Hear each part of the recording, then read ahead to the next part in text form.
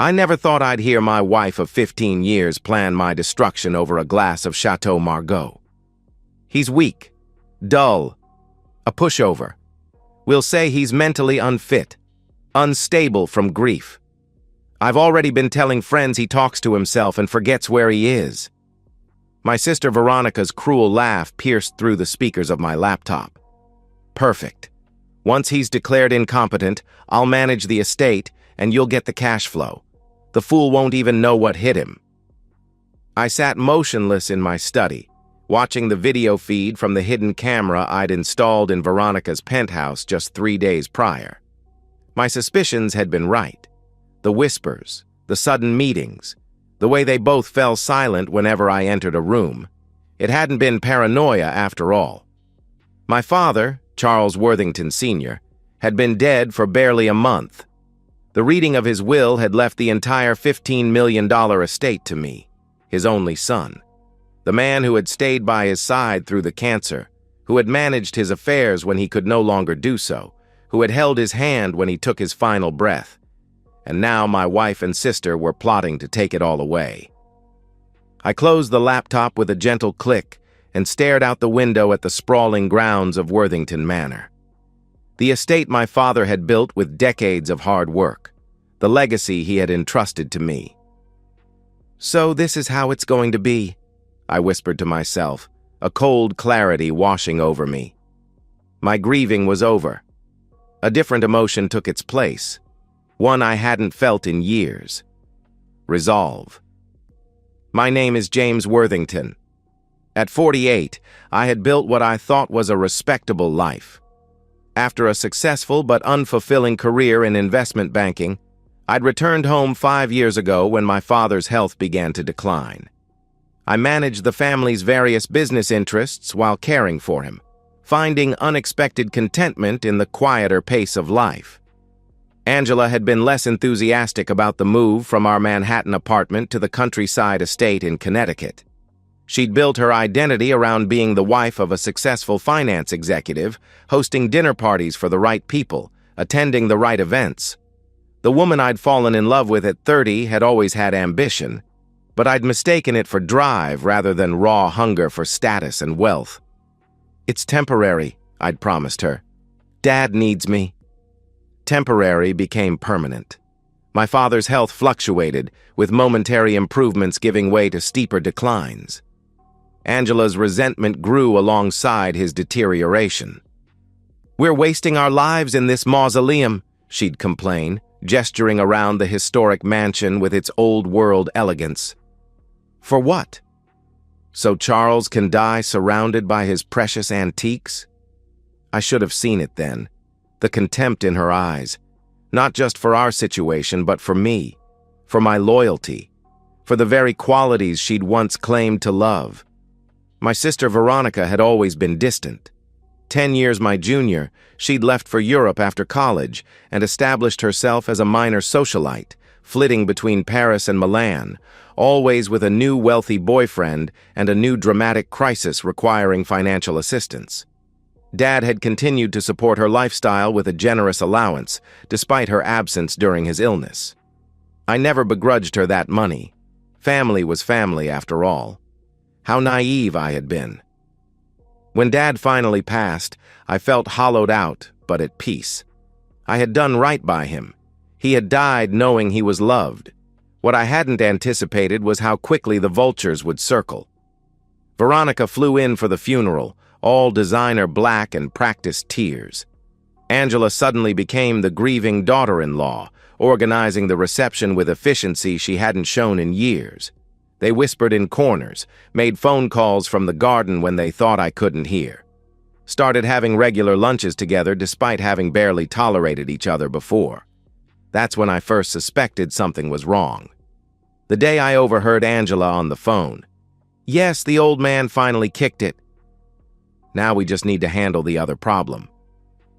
I ordered the surveillance equipment that afternoon. After discovering their plot, I began noticing things I'd been blind to before. How Angela's eyes never lit up when I entered a room anymore. How she'd check her phone whenever Veronica texted, then make excuses to call her back from another room. The way she studied me when she thought I wasn't looking, not with love, but with calculation. I installed more cameras, placed audio recorders in strategic locations, created a secure cloud server where all footage was automatically uploaded. I became a spy in my own home, and what I learned broke whatever remained of my heart. I never loved him, Angela told Veronica over lunch 3 weeks after Dad's funeral. He was safe, stable, his family had money. Do you know how boring it's been? 15 years of the same missionary position life? At least when he was working in the city, I had freedom. Veronica sipped her martini. Well, soon you'll have freedom and money. The best combination. Their plan was meticulous. Angela would begin spreading rumors about my mental state. My grief over Dad had tipped me into instability. I was forgetting things, talking to myself, having angry outbursts. Veronica would express concerned sisterly worry to our family's social circle. They would file for guardianship, presenting a united front of loving family members concerned for my well-being and the preservation of the estate. Dr. Matthews owes me a favor, Angela said. He'll sign whatever evaluation we need. And I've already spoken to Richards at the firm, Veronica added. He says with the right documentation we can have this wrapped up in 3 months. Richards, my father's attorney for 30 years. Another betrayal to add to the list. I sat in my study that night, watching the recordings, a glass of Dad's favorite scotch in my hand. I thought about confronting them, about raging and demanding explanations, about throwing Angela out and telling Veronica to never return. But then, in the cold light of my laptop screen, I saw how they laughed about me, how they mocked my grief, how they saw me as nothing but an obstacle. He's always been weak, Veronica said. Even as a kid, Dad knew it too. Why do you think he never gave him any real responsibility until he was desperate and dying? Angela nodded. He's so pathetically eager to please, always trying to do the right thing. No backbone. Well, his weakness is our opportunity, Veronica raised her glass. To the future Worthington estate managers. That night, I made my decision. I would not confront them. I would not rage or plead or defend myself. I would destroy them. The next morning, I began my performance. I shuffled into the kitchen in my robe, though I'd normally be dressed by 7. I stared vacantly at the refrigerator for a full minute before Angela asked if I was okay. Oh, yes. I was just thinking about Dad. He liked orange juice. I took out the milk instead and poured it into my coffee cup rather than the cereal bowl. Angela's eyes lit up with barely concealed excitement. James, honey, that's milk. Your coffee's over there. I blinked slowly. Right. Of course. Then I added, as if to myself, Dad always said the morning light confused him too. Over the next few weeks, I carefully escalated my symptoms. I left the stove on. I called Angela by my mother's name. I stared at family photographs for uncomfortable lengths of time. I began taking walks at odd hours and returning with my clothes slightly disheveled. Angela documented everything. I found her taking photos of the mess I deliberately left in my study. She recorded conversations where I seemed confused or agitated. She saved text messages where I sent nonsensical responses. Meanwhile, I was building my own case. I hired a private investigator to look into Dr. Matthews, Angela's cooperative psychiatrist. I consulted with a different law firm in New York, one with no connections to my family. I had every recording forensically verified and organized chronologically. I arranged for several respected neurologists to examine me, secretly of course, and document my perfect mental health. I even reached out to my old friend Michael Harrington, now a judge, for a private lunch. I didn't tell him specifics, but I asked hypothetical questions about guardianship hearings and what evidence would be considered most compelling. He was puzzled but helpful. When Angela and Veronica finally filed the guardianship petition, I appeared devastated. I wept. I begged Angela not to do this. I called Veronica, voice breaking, asking why my own sister would claim I was incompetent. "It's for your own good, James," Veronica said smoothly. "You're not well. We're worried about you." "This is temporary," Angela assured me, patting my hand with perfectly manicured fingers. "Once you're better, things can go back to normal." The court appointed an attorney for me, standard procedure in contested guardianship cases. Angela and Veronica didn't know I had already retained the services of Catherine Winters, one of the most ruthless estate litigators in the Northeast. They assumed I would be represented by some overworked court appointee who would see the mountain of evidence and recommend I submit to evaluation. The hearing was scheduled for June 15th. I marked the date on my calendar with a single word: justice. The competency hearing was held in the county courthouse, a stately building with marble columns that had stood for over a century. I arrived with my court-appointed attorney, a young man named David Cohen, who seemed nervous but earnest. What Angela and Veronica didn't know was that Cohen had been thoroughly briefed by Catherine Winters and was fully on board with our strategy. I played my part perfectly. I wore a slightly rumpled suit. I kept my gaze downcast and confused. I flinched at loud noises and muttered to myself occasionally. Angela kept casting concerned glances my way, the very picture of a devoted wife worried about her husband's mental decline. Veronica had dressed conservatively in a navy suit that screamed old money and respectability. She sat beside her attorney, a sleek predator named Richardson, who specialized in estate matters. I recognized him as one of my father's firm's junior partners. Another betrayal to add to the list. The courtroom was surprisingly full. Angela had done her work well. Many familiar faces from our social circle were present, no doubt expecting to witness my humiliation and subsequent loss of control over my father's estate. I spotted several of my father's old friends looking confused and concerned. Judge Eleanor Martinez entered, and we all rose. She was a formidable woman in her 60s with sharp eyes that missed nothing. I'd never met her, but Catherine had assured me of her reputation for fairness and her intolerance for deception. The proceedings began. Richardson presented their case smoothly, painting a picture of a man undone by grief, unfit to manage his affairs or the substantial estate his father had left him. He introduced affidavits from concerned friends, describing my erratic behavior. He called Dr. Matthews to the stand, who solemnly testified that based on Angela's descriptions and his brief evaluation of me, I likely suffered from complicated grief disorder and possibly the early onset of a neurocognitive condition. Angela took the stand next, tears in her eyes as she described finding me wandering the grounds at night, talking to my dead father. How I'd forgotten our anniversary, how I'd become paranoid, installing security cameras around the house for no reason. This last part made me smile inwardly. If only she knew the true purpose of those cameras. "I love my husband," she said, dabbing at her eyes with a tissue. "This is breaking my heart, but he needs help, and the estate needs protection until he's well again." Veronica testified about how different I seemed at the funeral, how concerned she'd been to hear about my decline from Angela, how, as my only living immediate family member, she felt duty-bound to step in. Judge Martinez listened impassively, occasionally making notes. When their case was complete, she turned to David Cohen. "Counsel for Mr. Worthington, your response?" Cohen stood.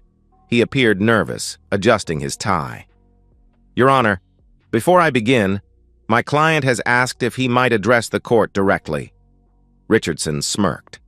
Angela and Veronica exchanged triumphant glances. They thought I was about to help their case by displaying my confusion publicly. Judge Martinez looked at me carefully. "Mr. Worthington, are you certain you wish to speak?" I nodded and slowly made my way to the stand. I took the oath, my voice appropriately tremulous. I sat down, shoulders slumped, eyes downcast. Then I looked up, straightened my posture, and spoke in a clear, firm voice that made Angela's smile freeze on her face. "Your Honor, I am of sound mind and body. I am not suffering from complicated grief or cognitive decline. I am, however, the victim of a calculated conspiracy to deprive me of my legal rights and my inheritance." I paused. "And I can prove it." The courtroom erupted in murmurs. Judge Martinez banged her gavel once, restoring order. "Mr. Worthington, those are serious allegations. Do you have evidence to support them?" "I do, Your Honor." I gestured to Cohen, who nodded to a technician at the back of the room. The lights dimmed slightly, and a screen descended from the ceiling. Cohen handed me a remote. "Your Honor, with the court's permission, I would like to present Exhibit A." I pressed play.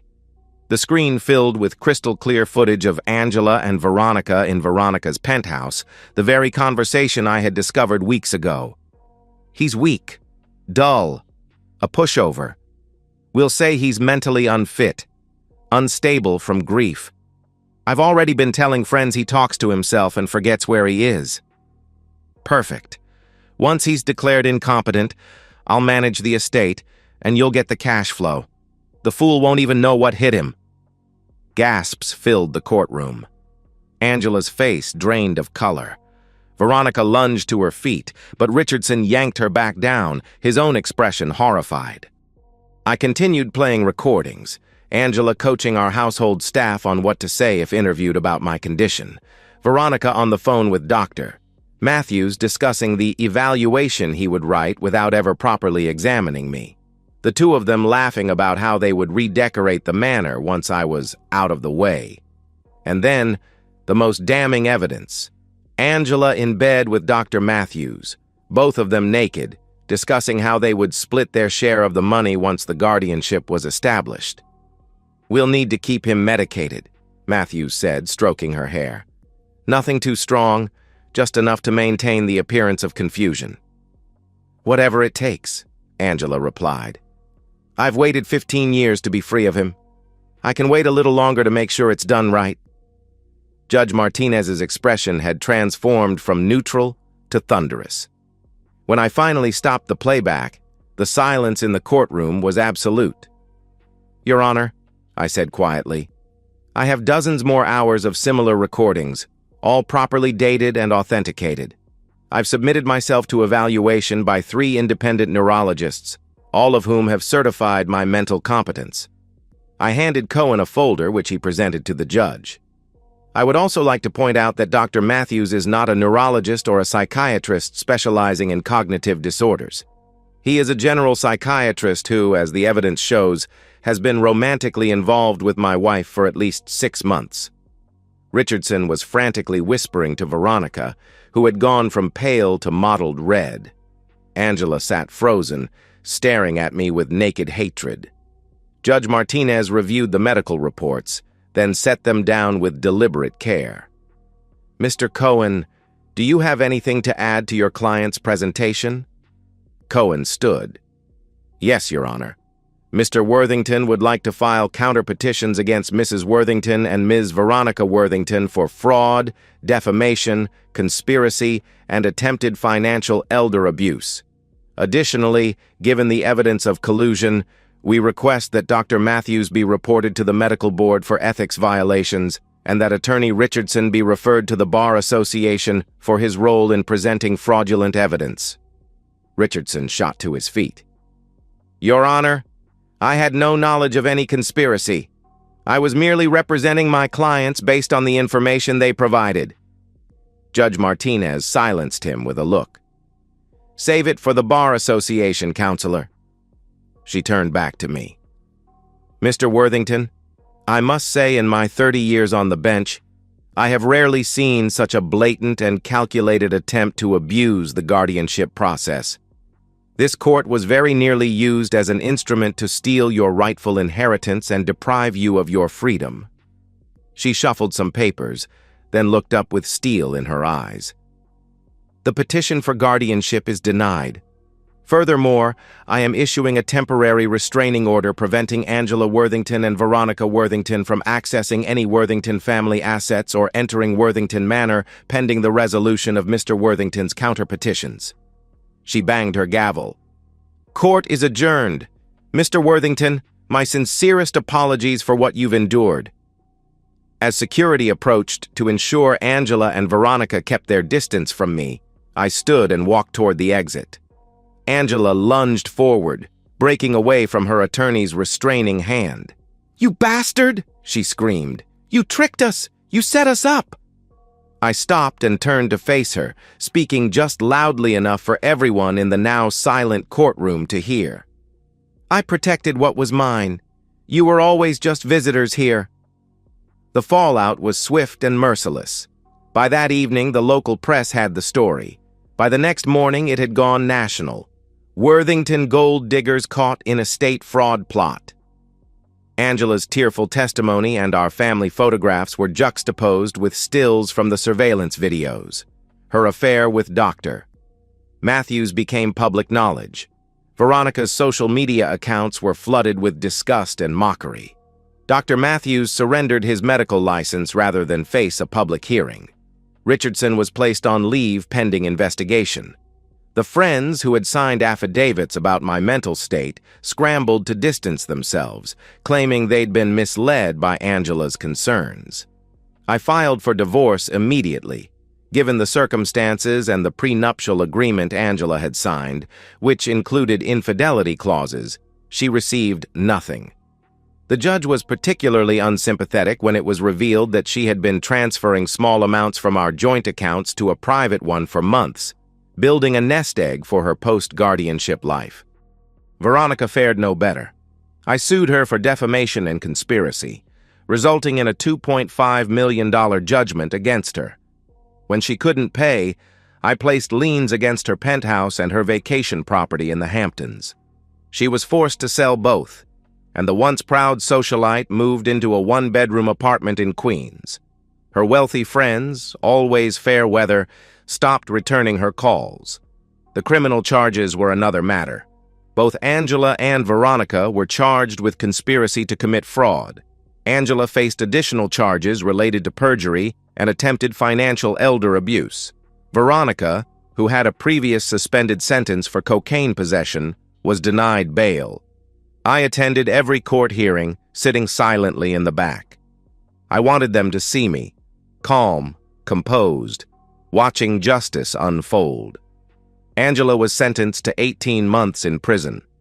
Veronica, with her prior record, and as the instigator of much of the plot, received 3 years. When the media requested interviews, I declined politely but firmly. I had no interest in becoming a public figure or in prolonging the spectacle. The only statement I released was brief. Justice has been served. I now ask for privacy, as I honor my father's legacy. And I did honor that legacy. I established the Charles Worthington Sr. Foundation for Veterans Support, dedicating half of the estate to providing housing and medical care for veterans in need, a cause my father, a Korean War veteran himself, had always supported. I sold the manor. Too many bitter memories lingered in those halls now. I purchased a smaller but still elegant home by the coast, where I could watch the sunrise over the Atlantic and feel at peace. Sometimes in the quiet mornings, I wonder if I went too far, if I could have found a gentler way to expose their treachery, if the public humiliation and criminal charges were excessive. Then I remember Angela's voice. He's weak, dull, a pushover. I remember Veronica's cruel laugh. I remember how they plotted to drug me into compliance and steal not just my inheritance, but my dignity and freedom. No, I did not go too far. I went exactly as far as justice demanded. Last week, I received a letter from Angela, sent from prison. I recognized her handwriting on the envelope. I held it for a long moment, feeling its weight in my hands.